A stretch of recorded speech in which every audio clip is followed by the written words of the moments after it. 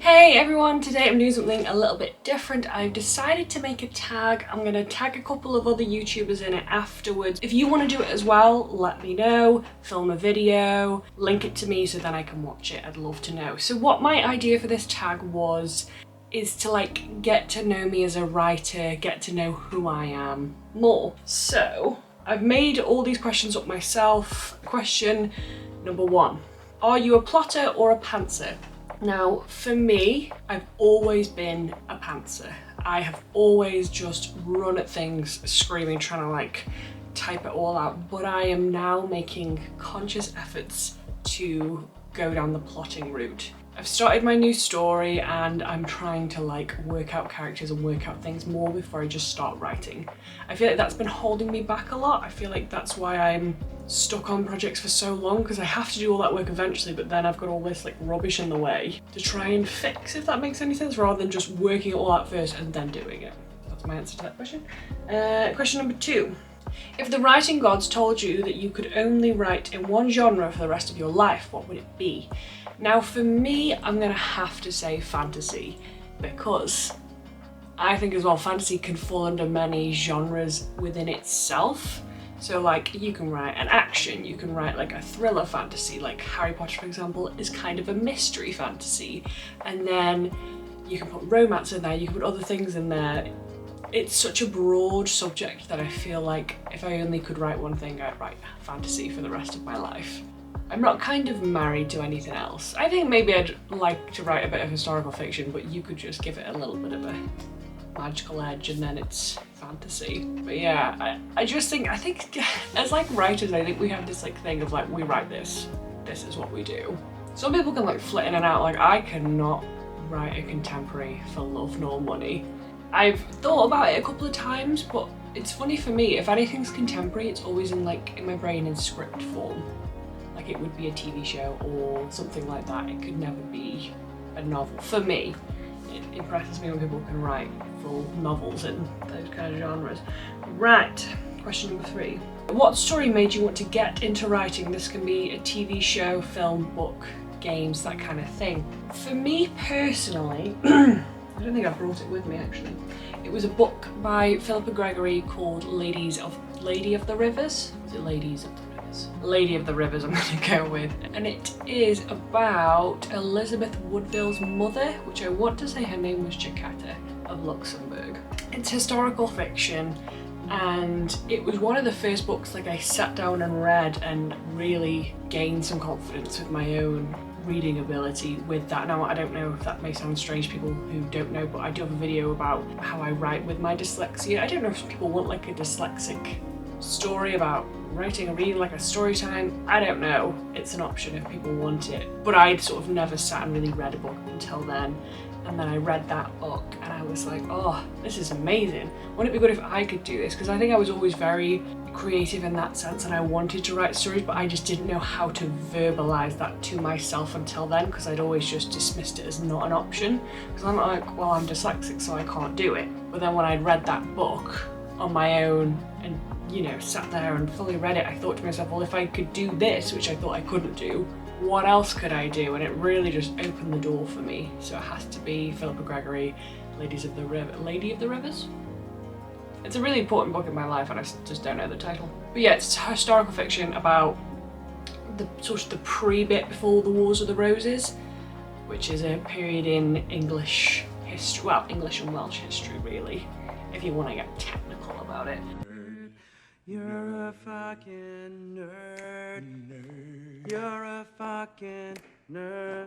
It's kind of what George R.R. Martin based Game of Thrones off. He really enjoyed that time of history. So if you like history and you like Game of Thrones, then I'd recommend researching it. There's loads of documentaries if you don't want to read historical fiction about it, or there's loads of factual books. There's 100 million books about it. It's a very interesting time in history. It's one of my favourites.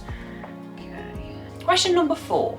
What is your favourite line? This can be, again, including a TV show, film, book, games. My favourite line ever, and I don't know why when I ask this question to myself, it's the only thing that comes into my head. I do play video games for a little bit of a context of me. I don't play them as much as I used to because I've been trying to focus on writing and that's like more important and you have to make sacrifices, and I can't play as many video games. They don't really get me anywhere. But in the trailer for Red Dead Redemption 2, I don't know if I could play it here without getting the video claimed, but the line is, all of you venerate savagery and you will die savagely. And I just remember watching the trailer and being like, oh, yeah, do you ever get that? Like when you read a line or hear a line and you just like, oh, it hits you, like in the feels, it just hits you, and I'm like, oh. Yeah, I love that line. And just how it's delivered in that trailer, I was like, oh. I think when I got to it in the game, I was so buzzing. I'm like, yes, it's such a good line. It's one of my favourites.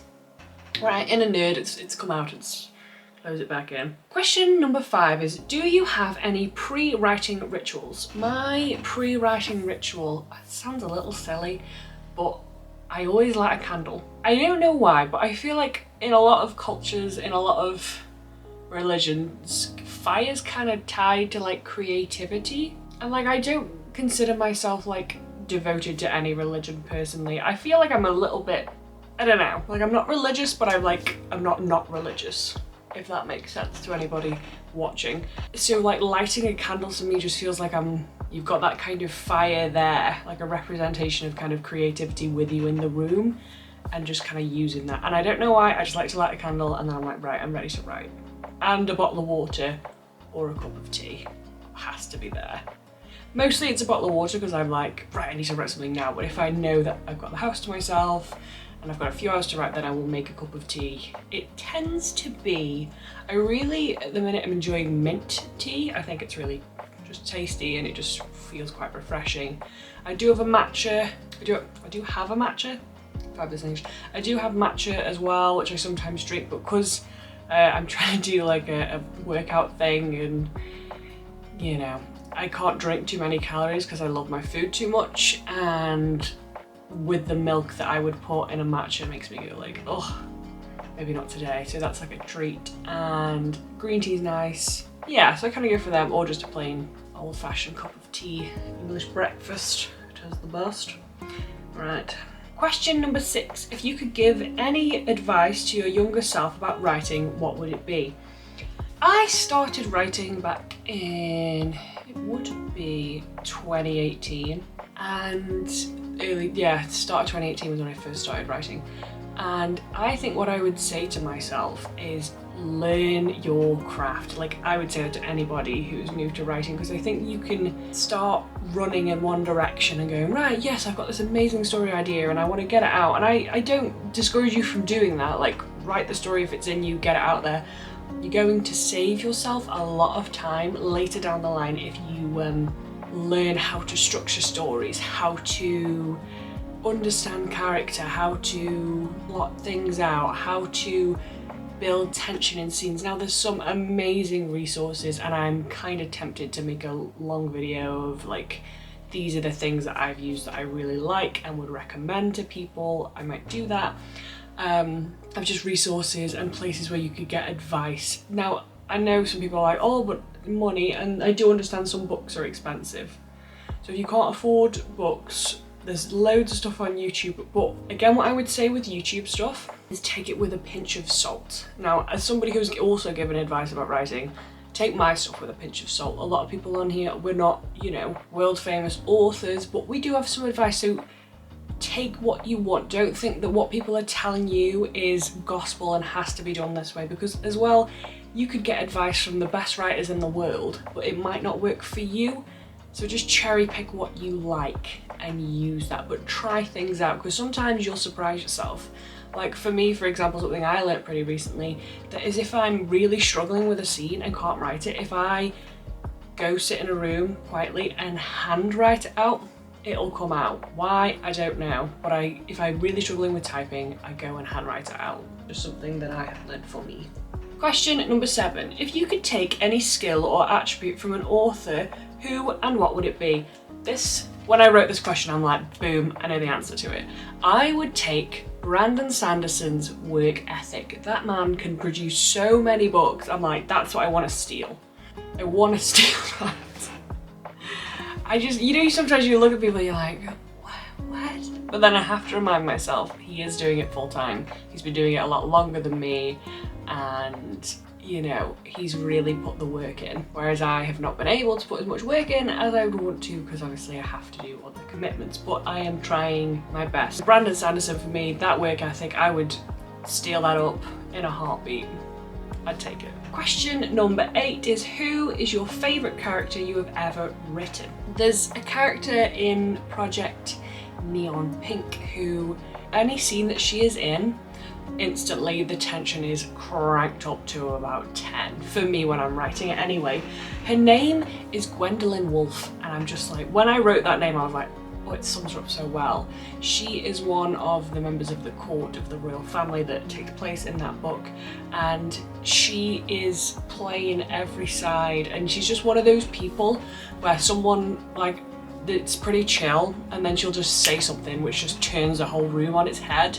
Like, she isn't particularly violent, she isn't particularly aggressive, but it's just these little tiny biting comments and things that just, she knows how to like influence a room, and it's just like, writing her is such a joy sometimes because you're like, oh, she can just really turn a scene on its head if you need that like moment. But again, she can be a double-edged sword as a character, because if she's in that scene she kind of wants to take over it, and I think I was trying to learn how to keep her down and be like, just chill, just have a min. But yeah, for me it's Gwendolyn Wolfe. Question number 9 is, do you write anything else other than novels, like songs, poems or scripts? I do occasionally, and I mean once in a blue moon, write poetry. I know this is gonna be so cringe, but sometimes when I'm really like upset or just can't work out some emotions, I can't believe I'm admitting to this on the internet, I just want to like get it out in that form, because I can then focus on it and make it something that's real, rather than some emotions when they're just a bit over-facing. If you can write it down so it's real, it kind of feels less intense.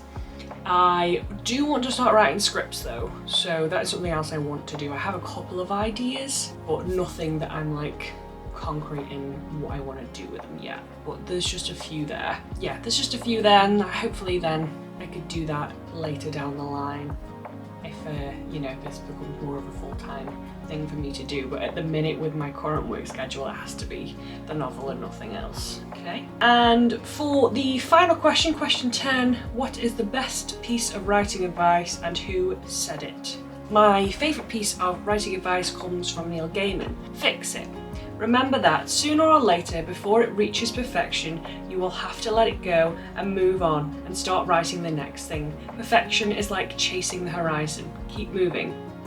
I liked that because I think I have a little problem with being a perfectionist about stuff. I want things to be right, I want things to be perfect, and I kind of beat myself up about it until it's right, which is not one of my better qualities. But I liked that, and I think I looked at some of Neil Gaiman's stuff when I was struggling with the project that I was on now. I have actually started Project Forest Green, and I'm feeling a lot more inspired and a lot more into it. I can sit for a lot longer. I think maybe I was just overfaced with the last project. And if you want to know about that, you can watch the Getting My Shit Together vlogs on my channel. That will tell you that. Right, for the people that I want to tag in this video, I would like to tag Madeline James Writes.